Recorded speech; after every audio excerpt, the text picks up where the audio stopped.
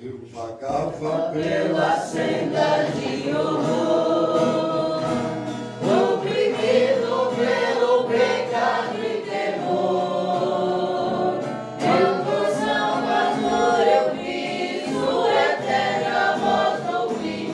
Meu Jesus me libertou por seu amor. Livre estou.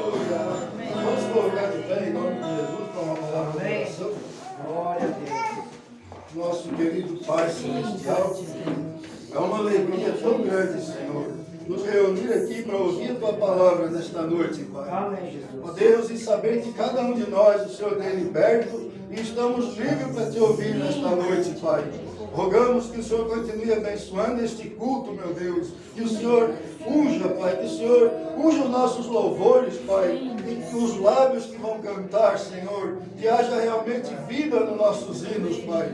Ó Deus, e queremos ouvir a Tua voz, Pai. Pedimos que o Senhor nos abençoe através da Tua palavra. Obrigado pelo irmão Luiz nesta noite, Pai. Assim entregamos tudo aos teus cuidados, Pai, confiando que o Senhor nos abençoará esta noite. Amém, Jesus. Glória a Deus. Vamos cantar mais 282 do nosso lar. Você quer andar de valor em valor? 282. Graças a Deus.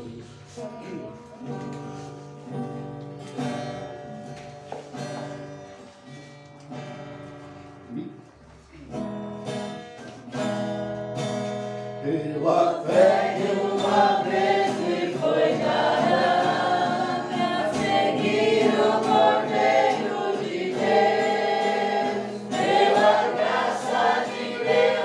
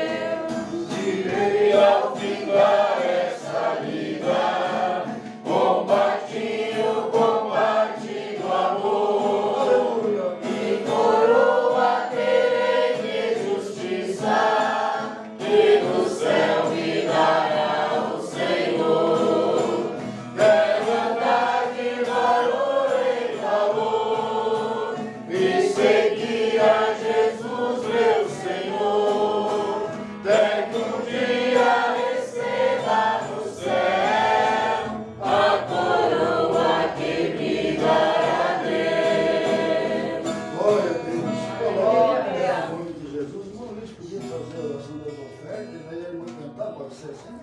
Amém? Vamos orar então. Fechar nossos olhos.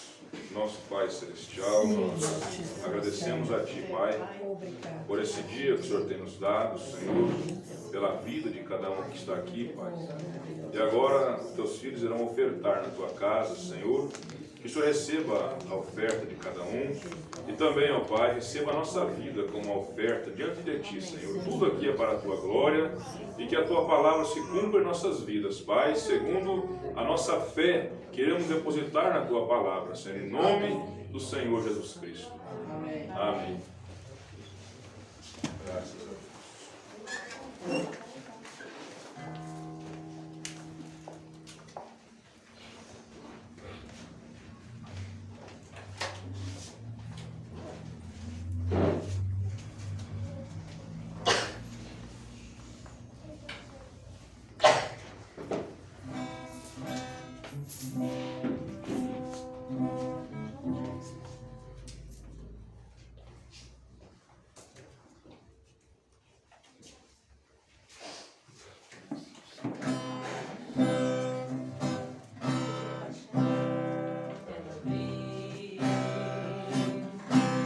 Quando o mestre ali chegou, numa casa ele entrou, e ela então se apressou para fazer o que sentia. Ela pegou um perfume muito raro, dentro de um vaso caro, muito tempo de preparo. Repudiar o gesto dela e ela então ignorou.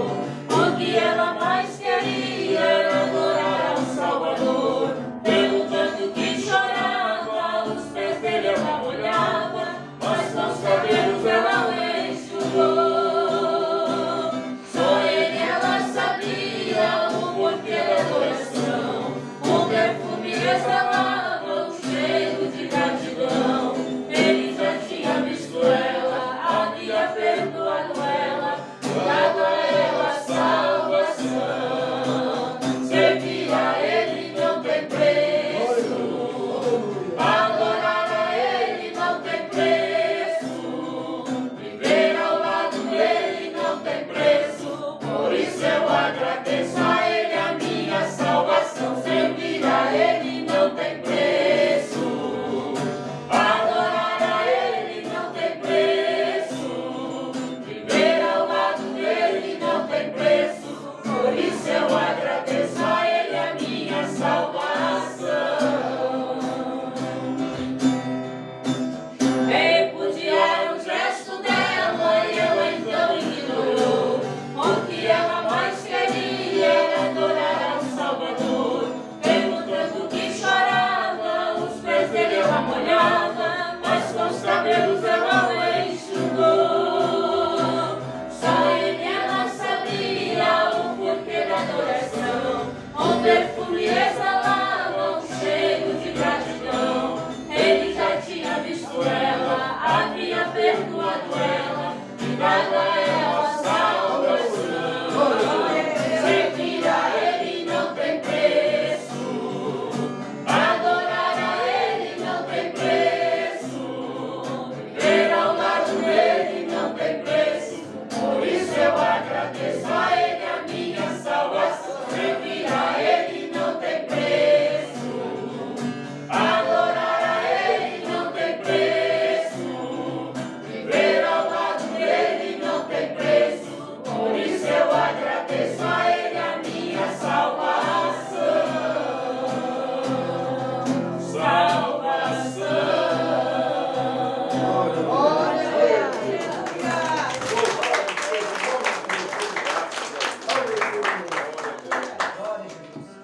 Você gosta de servir a ele, de adorar a ele? Então vamos louvar com o número 113 do nosso cenário. Glória a Deus. É um prazer louvar a Deus, adorar a Deus. Amém? Amém.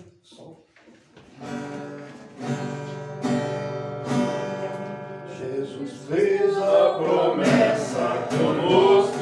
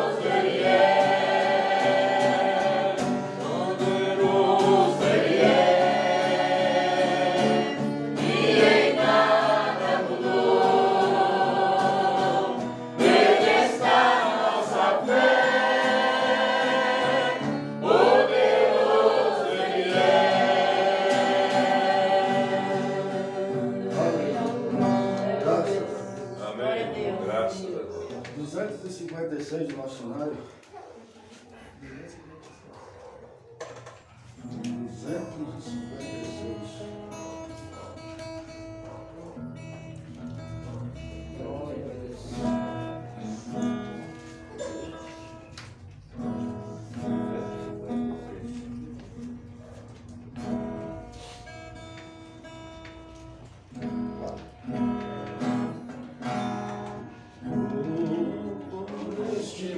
256.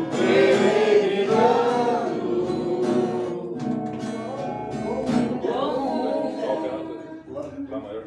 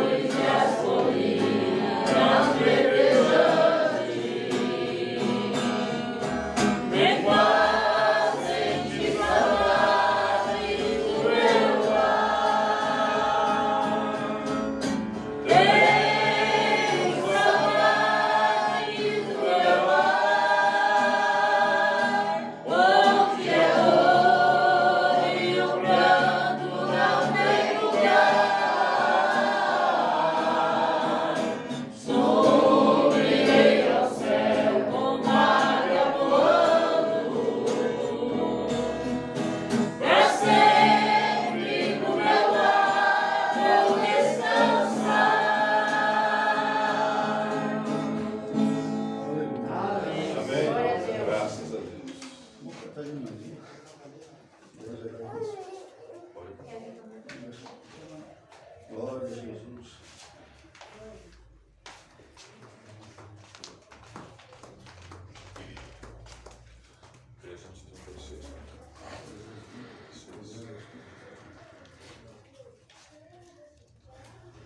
Trezentos e 36 do nosso cenário.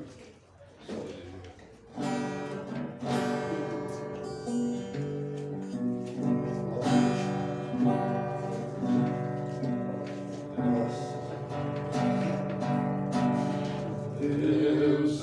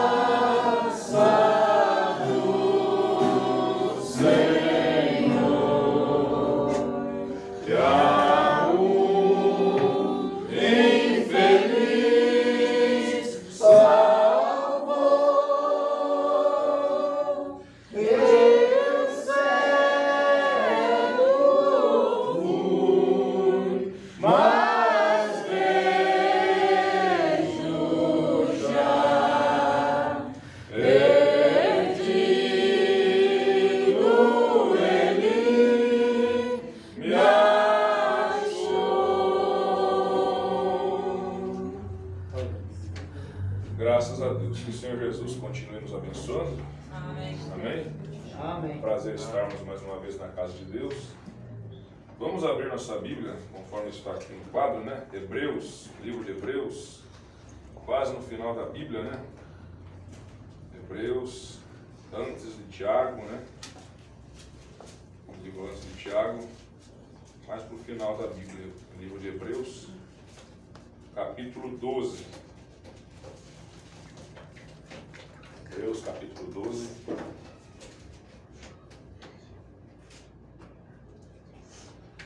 Conforme você vai lendo a Bíblia, você vai ficando familiarizado com os livros, né? Você vai achando mais fácil. Hebreus, capítulo 12, verso 28. Todos encontraram? Amém? Amém. Pelo que tendo recebido um reino que não pode ser abalado, retenhamos a graça pela qual sirvamos a Deus agradavelmente, com reverência e piedade. Amém? Amém. Então, sirvamos a Deus agradavelmente, com reverência e piedade. Verso 29, porque o nosso Deus é um fogo consumidor. Amém? Amém. Vamos orar nesse momento então. Nosso Pai Celestial, nós te louvamos por este momento estar na tua casa, Senhor, nós termos tirado esse tempo para vir te adorar, te louvar, e sabemos que é o melhor tempo que nós fazemos, ó Pai, o melhor tempo que nós temos em nossa vida é quando nós adoramos a Ti, quando nós louvamos o Senhor e quando nós nos assentamos para ouvir a Tua palavra, Senhor. É o tempo, ó Deus, que nós estamos investindo na nossa alma, Senhor, e sabemos que esta alma, ela tem uma teofania nos esperando ali na eternidade, Senhor. Então nos ajuda a prepararmos realmente nossa alma aqui, para quando formos apresentar diante de Ti, possamos ser achados, ó Pai, vestido com a Tua palavra, para irmos no arrebatamento, para encontrar contigo, Senhor. É o que eu te peço nesta hora. Que o Senhor perdoe minhas fraquezas, minhas falhas, aquilo que eu tenho pecado contra Ti, e que o Senhor venha me abençoar para que Teu povo seja abençoado, Senhor, e que eu seja um canal de bênção para os Teus filhos, Pai. Que o Senhor possa me usar em Tuas mãos, esse dom que o Senhor tem dado em favor da Tua noiva, e que nós todos saímos daqui abençoados por Ti, ó Pai. É o meu desejo, edificados, ó Pai, porque sabemos que a Tua palavra, ela faz isso em nossas vidas, Pai. Ela edifica nossas vidas, Pai. Então nos ajuda a sermos edificados para a Tua glória. Amém, Senhor. Amém. Pode assentar?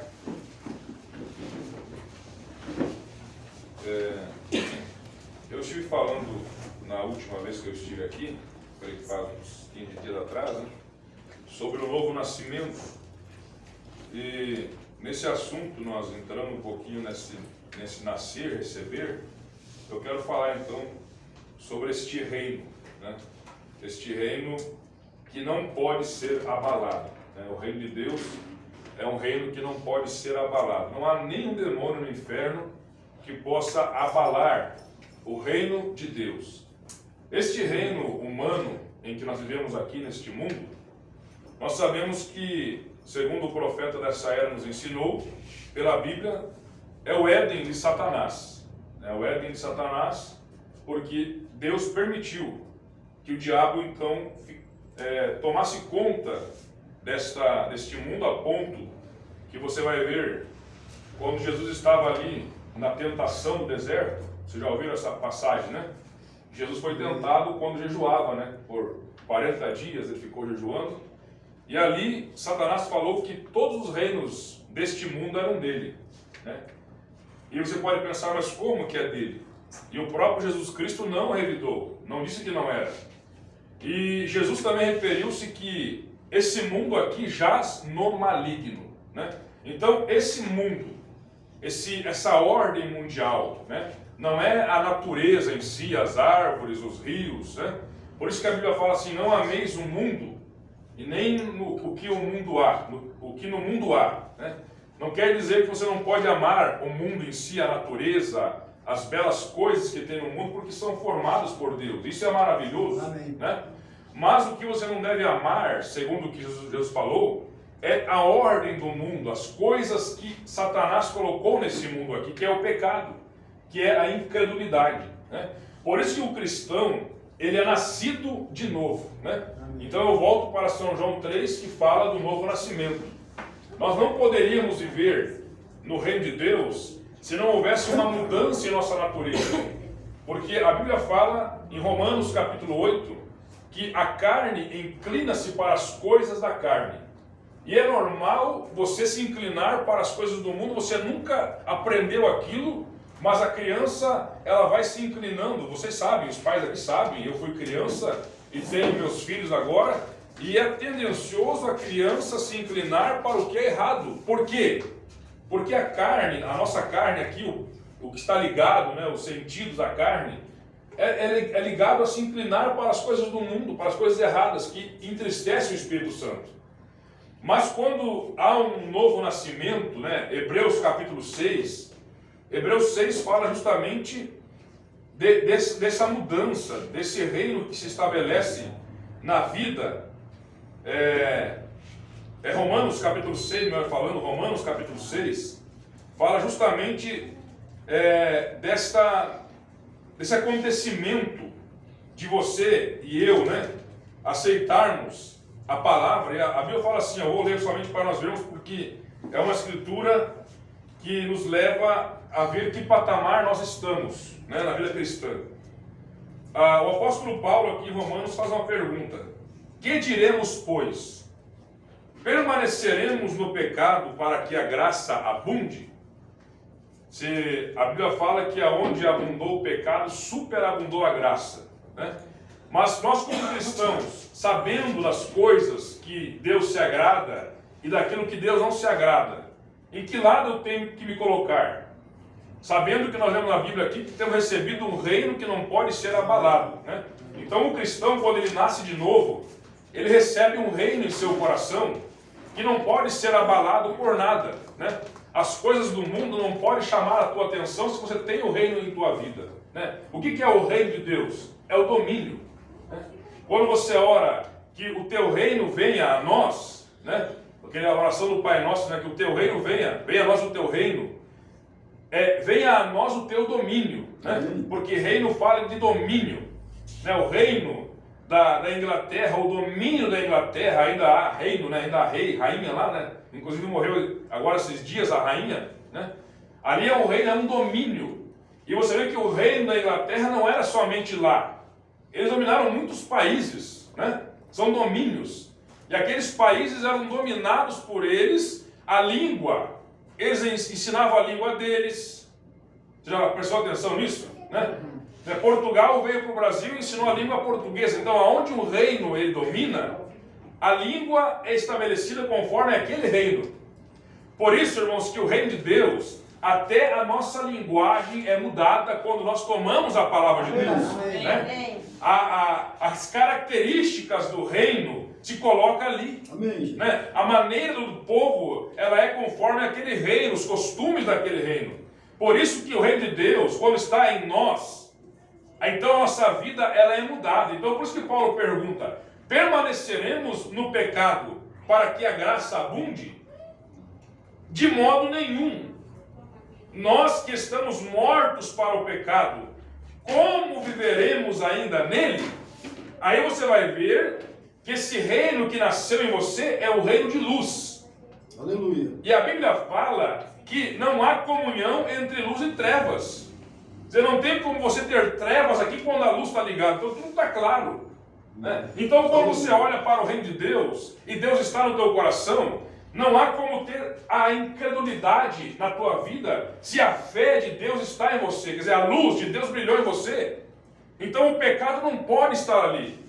Porque você sabe que o pecado é incredulidade, é descrer de Deus. Isso é pecado. O mais, né, o fumar, beber, prostituir, adulterar, essas coisas, né, é consequência do pecado.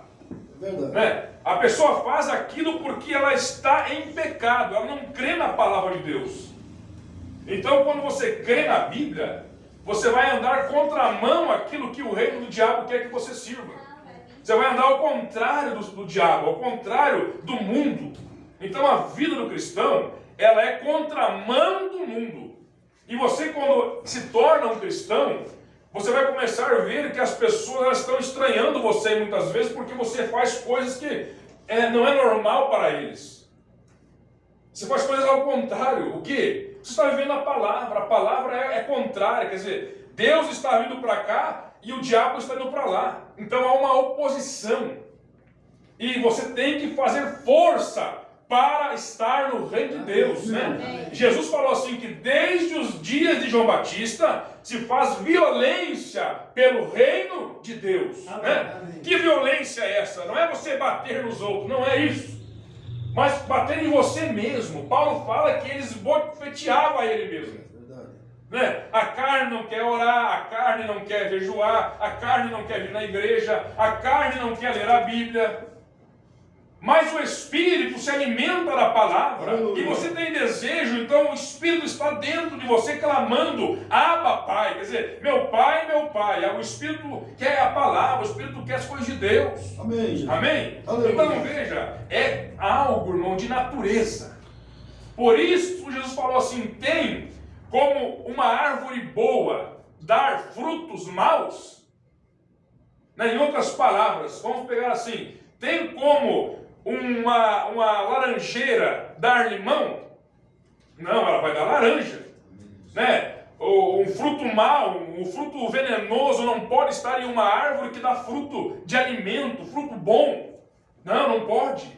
Porque é a lei da semeadura de Deus. Cada espécie, cada semente, ela produz conforme a sua espécie. Né? Então não tem como a árvore boa dar fruto mau e não tem como a árvore má dar fruto bom, né? Então, se você quer ver um fruto de cristão, tem que ver um cristão. Senão, não há como ver fruto de cristão onde não há cristão. Porque é uma coisa de natureza. É uma coisa que brota de dentro para fora. Eu não posso fabricar um cristão. Você não pode fabricar um cristão. Mas um cristão nasce. Amém? Um cristão nasce de novo. Um cristão muda as suas maneiras porque Deus é quem faz a mudança. Então, quando você recebe a palavra, você recebe um reino, um domínio que não pode ser abalado. Amém? Você vai permanecer até o fim. Lutas virão, provas virão, mas maior é o que está conosco, diz a Bíblia, que o que está no mundo. Quer dizer, a tua aliança é com quem tem mais poder. Aleluia! Que coisa maravilhosa, né? Já pensou nisso? Que você fez uma aliança com quem tem mais poder, que é Deus. Amém. Porque Ele é o Todo-Poderoso, né? O diabo tem poder, isso é verdade, ele tem muito poder, ele faz coisas.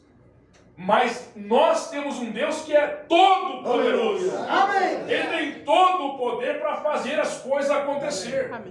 E basta você crer na palavra. A fé é o firme fundamento, né?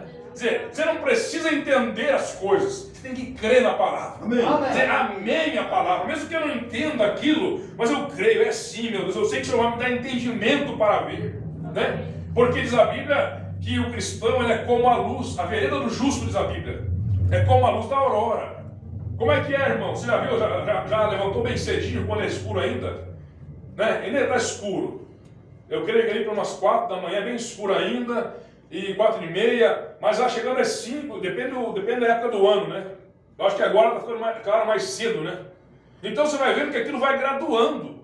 Você não estava enxergando nada, de repente há uma coisa ficando fosca, você vai enxergando. Assim é a vida do cristão. É a vereda do justo. É como a luz da aurora. Vai brilhando, brilhando até ser dia perfeito. Amém? Então veja, é nascer nesse reino. E Deus vai dando revelação para você, você não vê certas coisas, e de repente você vai ver, porque Deus é que abre o teu entendimento. Amém. Né? Não é uma coisa que tem que ser por força e por violência, não. Diz a Bíblia, por esse sentido, né? Não é eu querer que o irmão Rogério seja o que ele é, não. É Deus que coloca no coração dele a vontade de fazer o que é bom. Amém? Então é como a luz da aurora, vai brilhando, brilhando até ser dia perfeito. Chega um momento que você não tem que fazer mais força é uma fonte que está jorrando dentro de você. Você sabe que quarta-feira, dia de culto, você vai vir na igreja, porque há algo que te chama. Sábado, eu vou na igreja, quer dizer, eu vou ler a Bíblia na minha casa, eu vou orar, eu vou buscar Deus. Né? Porque nasceu algo dentro de mim que é diferente. Quer dizer, antes eu buscava as coisas do mundo, eu tinha vontade de coisas que eram erradas. Né? Fumar, beber, aquela vontade, porque aquilo estava dominando a minha vida. Mas agora, Deus dominou a minha vida, então as coisas são diferentes. Né? O cristão ele tem fome e sede do quê? De justiça, da palavra. Né? É diferente, é algo que muda completamente. Né? É como dar água para o vinho, muda realmente. Né? Muitas vezes a pessoa, mas eu não, nem, quem é aquela pessoa? Não parece ser a mesma, mas não vai ser a mesma mesmo, porque mudou, transformou, né? Cristo tem um poder de transformar. Aleluia! É o poder transformador de Deus. Ele transforma as coisas, ele muda a natureza, né? Que coisa maravilhosa, né? Então, de maneira nenhuma, como permaneceremos? Não vamos permanecer no pecado, porque estamos mortos para o pecado. Pois que pecaremos, ou não sabeis que todos quantos fomos batizados em Jesus Cristo, fomos batizados em sua morte? Então o batismo é um símbolo de morte, né? De sorte que se fomos sepultados com ele pelo batismo na morte, para que como Cristo ressuscitou dos mortos pela glória do Pai, assim andemos nós também em novidade de vida. Aleluia! Então você tem uma ressurreição na tua vida. Você ressuscitou dos mortos, estava morto no mundo, morto para Cristo. Agora você está vivo para Cristo e morto para o mundo. Amém? Então as coisas do mundo não podem te alcançar mais. Que coisa tremenda, né? Aí você vai ver que nós somos a representação daquele tabernáculo que está no céu. Por isso que a vida cristã, vocês ouviram aqui, sábado passado, né, que há uma caminhada do Egito até Canaã, né? É verdade. Há uma caminhada, há uma jornada. E nós aprendemos que essa jornada, ela se está dando em 3 etapas. Na vida cristã, você nasceu no reino como um bebezinho e vai crescendo, e vai se formando, né? Como que aquele nenezinho não entendia nada, mas de repente ele vai crescendo, 2 anos, 3 anos, começa a entender, e vai até que se torna uma pessoa adulta. E aí, totalmente diferente do que ele fazia quando era bebê, ele vai fazer agora quando é grande, né? Então, assim, é 3 etapas. Eu quero mostrar um pouquinho para vocês verem aqui, e como que é essas 3 etapas, né? E a Bíblia fala que nós somos a representação daquele tabernáculo. Eu quero somente dar esse conteúdo aqui, né? De como que funciona isso, porque nós estamos caminhando nesta jornada, né? E muitos estão já lá em Canaã, mas muitos estão no Egito ainda, e muitos estão no deserto, né? Então não é que todos estão no mesmo patamar. Alguns nasceram um tempo antes, outros estão vindo agora, e mesmo pessoas que nasceram já, mas eles não conseguiram se sair no crescimento, estão ainda naquele lugar, né?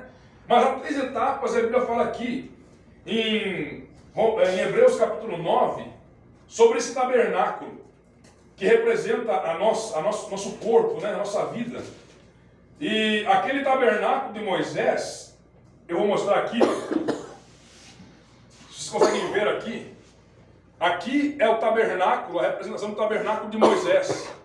Quantos conhecem e viram já que Moisés fez um tabernáculo lá no deserto, um tabernáculo de tenda? Vocês já leram na Bíblia? Se você ler lá em Êxodo capítulo 40, vai estar mostrando como Deus pediu para Moisés construir um tabernáculo, para colocar as tábuas da lei lá dentro da arca, né? E o tabernáculo, então, ele se consiste nessa construção em 3 etapas, né? Ali ao altar de bronze, na frente, e depois vinha o lugar santo, e depois vinha o lugar santíssimo. Vocês compreenderam aqui, né? Então há 3 etapas. E Paulo fala aqui que isso representa a nós, o nosso corpo. Eu quero ler umas escrituras aqui para complementar aqui, ó. Assim, Hebreus capítulo 9. Vocês querem abrir comigo aí, Hebreus capítulo 9? Vamos abrir aí. Caminhar um pouquinho, eu quero explicar justamente isso. para ver como que é esse nascimento desse reino em nossa vida, que é uma caminhada de dia após dia, né? Aos Hebreus, capítulo 9. Vamos devagarinho aqui, para nós compreendermos, né? Queremos sair daqui abençoados nessa noite, eu creio que Deus vai nos abençoar, amém? E conhecer um pouquinho mais da palavra e ver como que isso representa a nossa vida. Porque quantos já sabem, né? É 3 etapas. É justificação, vamos repetir junto? Justificação, santificação, vamos lá, santificação e batismo com o Espírito Santo, tá? É 3 etapas da graça, é 3 etapas que Deus vê em nós. Então, Hebreus capítulo 9, ora, também o primeiro tinha ordenanças de culto divino e um santuário terrestre, aqui. O primeiro é isso aqui, Moisés. Ele criou, ele fez um tabernáculo, que ele tinha a visão celestial, ele viu como que era lá em cima, na glória, e ele fez aqui embaixo. E aqui dentro, aqui ó, estava a Arca da Aliança. A Arca da Aliança foi construída e dentro estavam as tábuas da lei.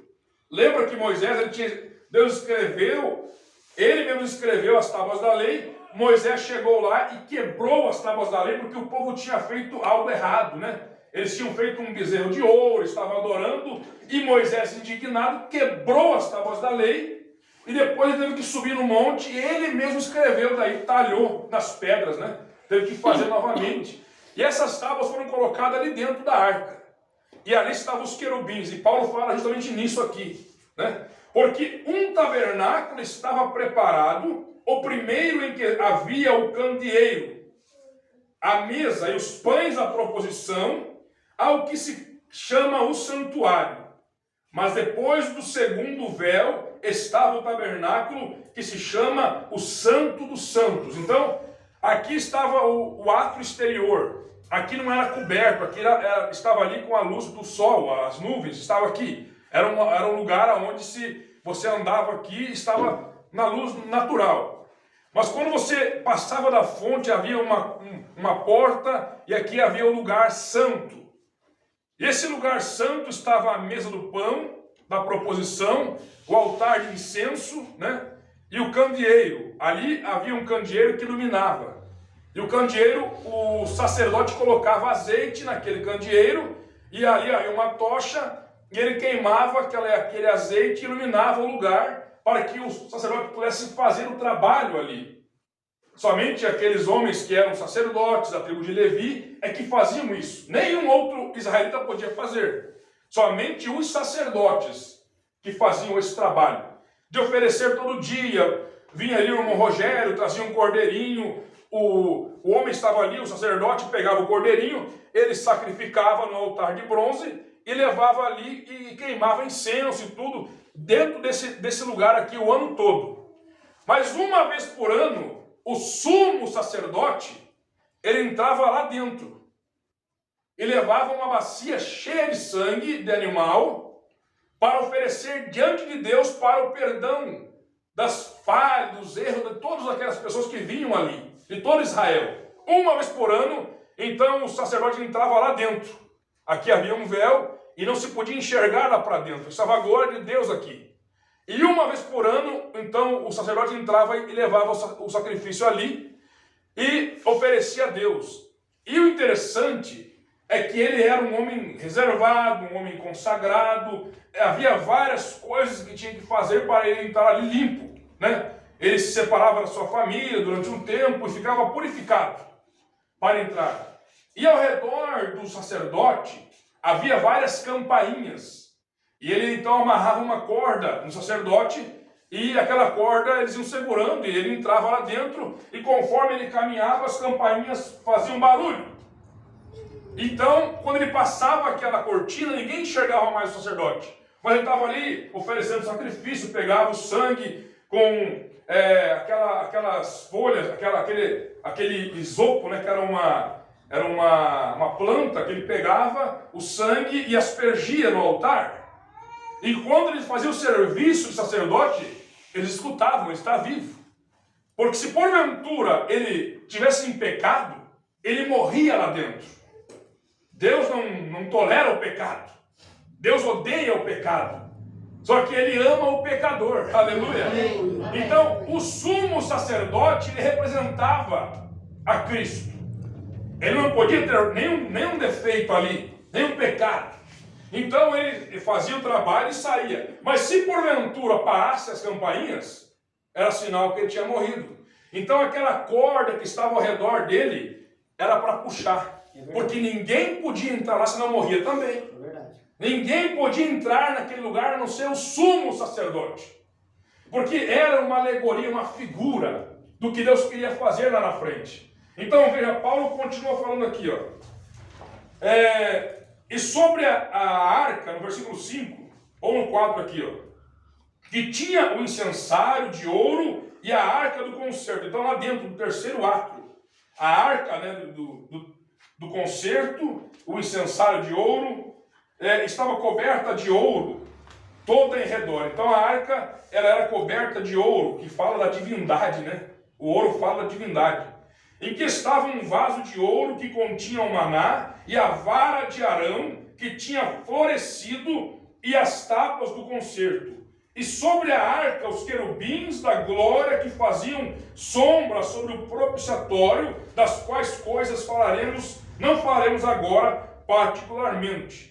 Ora, estando estas coisas assim preparadas, a todo tempo entravam os sacerdotes no primeiro tabernáculo, cumprindo os serviços que eu falei, né? O ano inteiro se fazia, até mesmo era oferecido rolinha, uma pombinha, uma rolinha, levava-se, sacrificava por algo. Então o ano inteiro tinha sacerdotes ali, fazendo esse trabalho pelo povo. Mas a Bíblia fala o quê? No versículo 11 aqui, ó. Tudo isso aqui, irmãos, era uma figura, uma alegoria do que Deus queria fazer. Porque Deus, Ele não habita, diz a Bíblia, em templos feitos por mãos de homens. Deus não está habitando nas quatro paredes aqui. Mas Deus quer habitar em nós. Amém? Amém. Deus quer habitar em nós. Então no versículo 11 fala o quê? Mas vindo Cristo, o sumo sacerdote dos bens futuros, por um maior e mais perfeito tabernáculo, não feito por mãos, isto é, não desta criação, nem por sangue de bodes e bezerros, mas por seu próprio sangue, entrou uma vez no santuário, havendo efetuado uma eterna redenção. Aleluia! Coisa maravilhosa! Então Cristo, Ele entrou não no tabernáculo feito de mãos, Ele entrou nos lugares espirituais. Aleluia. Ele foi lá no inferno, Ele tirou a chave da morte do inferno, Ele pode aperfeiçoar todos nós com uma obra só. Tanto é que a Bíblia fala que quando Cristo morreu na cruz, o véu do templo, esse véu que estava lá, separando a arca do concerto lá, Ele rasgou de alto a baixo. É verdade. Lembra que eu falei que antes ninguém podia entrar lá dentro? Havia uma cortina. Mas quando Cristo expirou na cruz e falou, está consumado, e deu aquele terremoto, aquela cortina rasgou-se de alto a baixo, mostrando o quê? Que a salvação vem de Deus para nós. Amém. Não foi de baixo para cima, não foi de cima para baixo que rasgou, mostrando que Deus é que é o Salvador da nossa alma. Amém. Que Deus abriu esta janela. E o que diz a Bíblia aqui, ó? Que aquilo acontecia como uma figura, né? Mas Cristo o mediador, aqui no 14. Quanto mais o sangue de Cristo, ou no 13, né? Porque o sangue de touros e de bodes e cinza de uma novilha esparzida sobre os imundos o santifica, quanto à purificação da carne. Quanto mais o sangue de Cristo, que pelo Espírito Eterno se ofereceu a si mesmo, imaculado a Deus, purificará as vossas consciências das obras mortas para servir a Deus vivo. E por isso é mediador de um novo testamento, para que, intervindo a morte para a remissão das transgressões que havia debaixo do primeiro testamento, os chamados recebam a promessa da herança eterna. Aleluia! Então nós somos chamados agora a entrar, diz a Bíblia aqui, que nós temos a oportunidade agora de entrar dentro do véu. aonde somente o sumo sacerdote entrava, agora eu e você podemos entrar. Aleluia. Aleluia. Como assim, irmão? Quando você tem uma vida de busca por Deus, chega um momento, irmão, que você dobra o teu joelho e você não está mais em lugar natural. Você entra tanto no Espírito que você vai lá dentro aonde está a glória de Deus. E é ali que há uma mudança. Você aceitou o batismo? É justificação. Mas vem a santificação. O que é santificação? É purificar, é tirar os excessos, é fazer aquilo que é correto, é se preparar. Mas nunca esqueça que tem que dobrar o joelho e orar. Senhor, eu desejo o Espírito Santo. Eu desejo essa promessa do Espírito Santo na minha vida. Porque quando Cristo entra em nós, então tudo é diferente. Aleluia. É Ele que tira o desejo do pecado. É Ele que arranca, sabe, o desejo das coisas erradas. É Ele que tira de nós. Veja, agora, falando que isso prova que o lugar de adoração agora não é um lugar mais geográfico, mas Paulo falando aqui em Coríntios, capítulo 6, 1 Coríntios, capítulo 6, ele fala algo muito profundo, que você vai ver, porque muitos falam assim, mas por que a tua igreja é rigorosa? A tua igreja tem doutrinas e tal? Na verdade, você vai vendo que você é aquilo que a tua natureza é. E como que você vai ser santo se a tua natureza não é santa? Por isso tem que se nascer de novo e Deus habitar em nós, para que a nossa natureza possa buscar a santidade. Amém. Sabe? A nossa natureza encontrar de Deus, e Deus vai mudando o teu desejo errado, a ponto que você torna-se uma pessoa santa de Deus. Não é como o catolicismo ensina, que quando aquela pessoa morre, então eles buscam na vida e vasculham para ver se aconteceu alguma coisa, então eles vão lá e dizem, não, vamos canonizar essa pessoa porque ele é santo. Não. O que diz a Bíblia assim, ó, sede santos, assim como o vosso Pai que está no céu é santo. Aleluia. Amém? O momento de sermos santos é aqui na terra, é enquanto estamos vivos. Mas como vamos ser santos? Através de Deus. Deus em você, Deus em mim, é que faz você ser uma pessoa santa. Amém. Uma pessoa que tem Deus no coração, que tem o santo morando em você. Amém. Paulo fala assim, ó, todas as coisas me são lícitas. Que podem perguntar para você, não, você não pode fazer isso? Ser cristão não é ser amarrado com uma corrente de circunstância. Não, eu não posso fazer, senão vou ter disciplina na igreja. Meu Deus, que reino seria esse de Deus? Deus não quer que você sirva a Ele por força, porque você está escravizado. Não, você já foi livre do pecado. Né? Você não está mais escravizado por nada, não. Deus não quer pessoas escravas.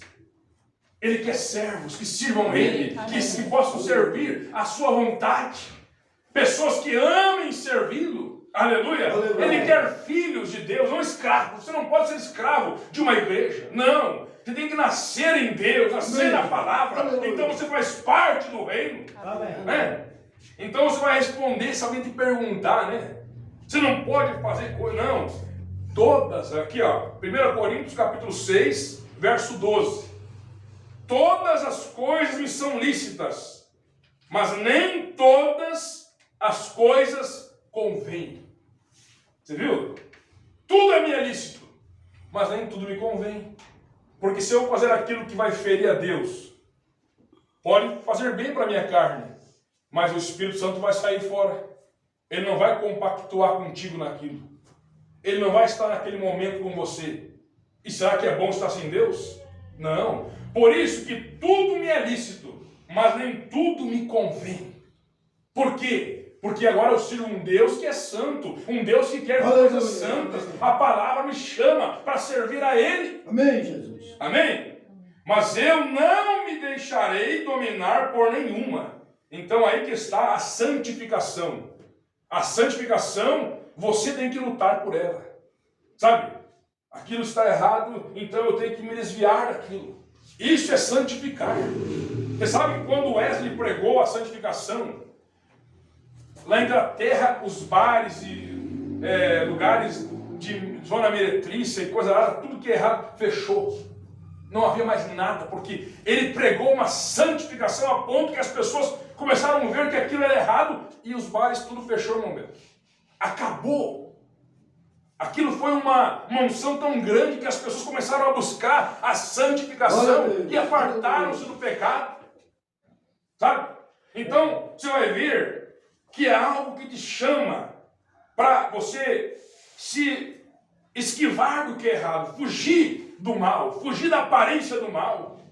Veja, os manjares são para o ventre e o ventre para os manjares. Deus, porém, aniquilará tanto um quanto o outro. Mas o corpo não é para a prostituição, senão para o Senhor, e o Senhor para o corpo.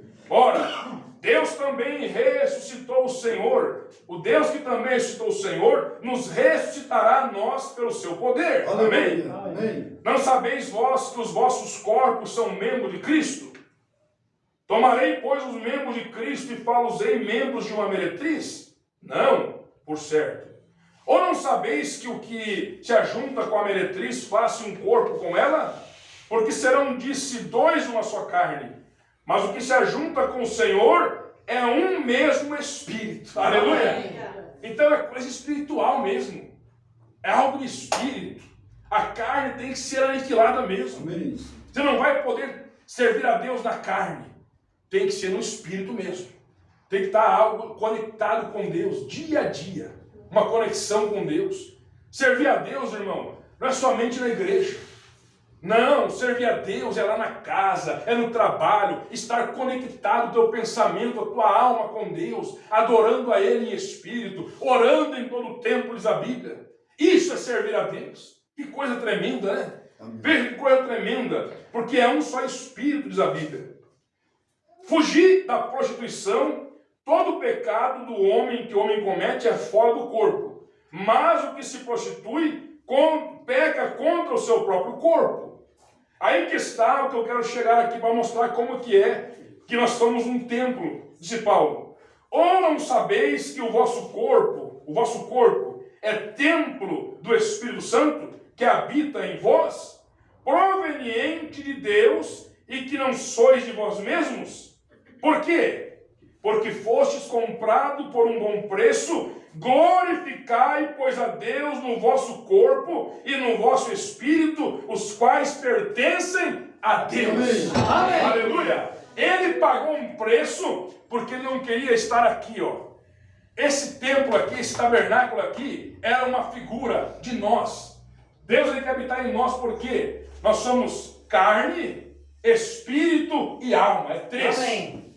Nós somos três em um, né? É corpo, tem um espírito que você discerne as coisas e tem uma alma. E Deus quer entrar lá dentro, sabe? Amém. Que o lugar que Deus quer habitar, esse santíssimo aqui, ó, é a tua alma. Deus não quer habitar na tua cabeça. Deus quer habitar lá dentro da tua alma. Amém. E lá dentro é onde é a torre de comando. É onde você é comandado. Se tem Deus lá dentro, você vai servir a Deus. Amém. Amém? Que diferença? É a natureza. Deus lá dentro muda tudo. Deus, o Espírito Santo em você, muda tudo.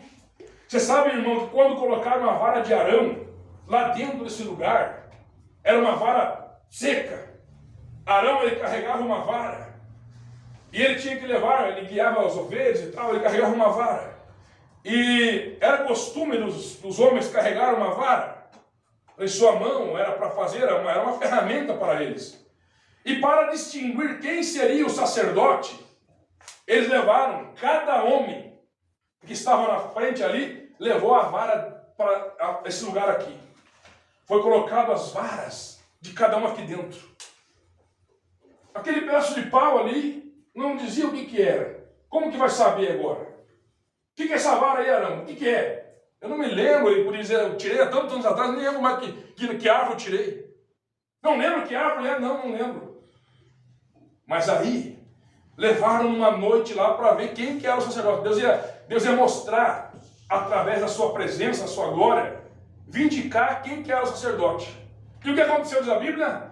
Que numa noite, a vara de Arão aconteceu o quê? Ela reverdeceu. Aleluia. Aleluia. Ela criou casca, irmão. Ela criou flor. Ela criou folhas, deu galhos. E ali havia fruto. E era amendoeira. Aleluia. Aleluia. Aí Arão lembrou, é verdade, era de uma amendoeira que eu tirei a vara. Veja como que Deus faz, você e eu. Éramos secos no mundo, não tinha vida em nós, estávamos jogados no mundo. Mas quando você veio na presença de Deus, Deus tirou o que era errado e fez você uma nova pessoa. Aleluia! Aleluia! Por isso que Deus muda, Deus transforma, Deus ele faz coisas maravilhosas. Amém! Aquele pecador, aquele bandido, aquele assassino, ele pode tornar-se um cristão verdadeiro. Amém! É verdade. Deus sempre fez isso, irmãos. Lá está Cristo na cruz ali pregado. Tanta agonia, tanta dor. E um ladrão ainda na esquerda, zombando, criticando. O diabo nele, tentando denegrir mais ainda. E aí estaria um na direita. Tem uma semente de vida nele. Ele era um ladrão, era um assaltante, era um bandido da época. Ele começou a falar com o seu colega. Tu nem ainda nessa condição temes a Deus. Nós aqui estamos na mesma condição. Só que esse aqui é uma pessoa que não tem pecado. Ele reconheceu que o que estava no meio daquela cruz no meio, era o Salvador. E ele falou assim: Senhor, lembra-te de mim quando entrares no teu reino. Amém! Jesus falou o que para ele? Na verdade, te digo que hoje mesmo estarás comigo no meu paraíso. Amém. Aleluia! Não tem, irmão, não tem pecado grande demais que Deus não possa perdoar. Deus, ele perdoa, sim. Amém. Ele muda, ele transforma. Por isso que nós nascemos em um reino que não pode ser abalado. Aleluia. Um reino diferente. Os teus desejos, quando você aceita a palavra, é desejo de buscar a Deus, de clamar a Deus, de estar realmente vivendo na palavra de Deus. É algo maravilhoso, irmão. Amém. É uma fonte que jorra na vida eterna. É uma fonte que faz você querer a Deus cada dia. Amém, Jesus. Colossenses capítulo 3, versículo 1. Diz assim a Bíblia. Colossenses capítulo 3, verso 1. Portanto, se já ressuscitastes com Cristo, buscai as coisas que são de cima. Aleluia! Veja, há uma diferença. Quando você nasce em Deus, quando você aceita a palavra, você morreu para o mundo, levantou dos mortos e agora está servindo a Cristo. Buscai as coisas que são de cima, onde Cristo está assentado à destra de Deus. Aleluia! Pensai nas coisas que são de cima e não nas que são da terra. Amém. Porque já estáis mortos e a vossa vida está escondida em Cristo. Aleluia. Aleluia. Amém. Então a tua vida, ela está escondida em Deus. Deus, ele quer fazer uma limpeza na tua vida, sabe? Tirar toda a sujeira. É como aquele hino que é cantado, que nossa vida no mundo é como aquela tapera velha. Quantos já conheceram assim uma tapera velha abandonada? Já viram assim uma tapera velha, uma casa abandonada ali, tão feia, mato em todos os lugares daquele terreno? Assim, irmão, é a nossa vida sem Deus. Sem Deus na nossa vida, nós somos como uma tapera velha, espiritualmente falando. Só que Deus, ele chega ali, ele olha para aquela tapera velha, e ele não olha a aparência dela. Ele vê o potencial que aquela tapera tem. Ele começa a olhar e ver. Por isso que Deus, ele amou o mundo de tal maneira, diz a Bíblia, que Deus enviou o seu Filho unigênito, para que todo aquele que nele crê não pereça, mas tenha a vida eterna. Aleluia. Aleluia. Deus, ele olha para você e não vê o teu exterior, mas ele olha dentro, lá dentro. Hebreus capítulo 4, verso 12. Porque a palavra é mais penetrante do que espada alguma de dois gumes. E penetra lá dentro. Deus, ele pode olhar dentro do teu interior, do teu pensamento. O que você está pensando agora, Deus, ele está sabendo. E ele olha aquela tapera velha e ele vai lá e